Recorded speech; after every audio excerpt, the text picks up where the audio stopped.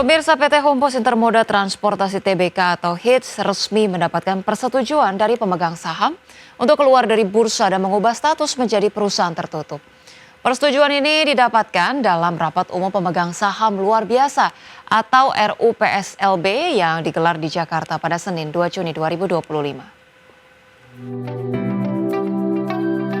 PT Humpus Intermoda Transportasi Tbk atau HITS resmi mendapat persetujuan dari pemegang saham untuk keluar dari bursa dan mengubah status menjadi perusahaan tertutup. Persetujuan ini didapat dalam rapat umum pemegang saham luar biasa atau RUPSLB yang digelar di Jakarta pada Senin 2 Juni 2025. Dalam agenda tersebut juga disepakati perubahan anggaran dasar dan nama perusahaan pasca delisting.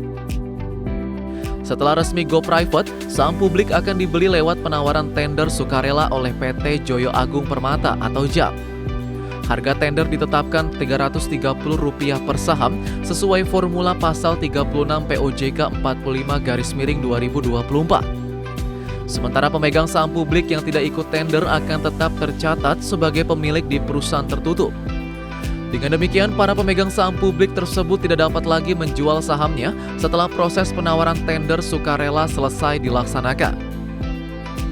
Direktur Utama HITS, Setiawan Tewijoyo menyebut, langkah ini sejalan dengan perubahan strategi bisnis grup yang kini lebih banyak ditopang oleh anak usaha PT Humpus Maritim Internasional Tbk atau HUMI.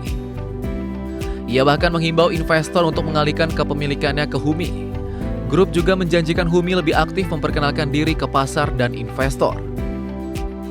Manajemen menilai sebagai perusahaan tertutup, HITS bisa lebih leluasa dalam pengelolaan aset, efisiensi hingga restrukturisasi bisnis.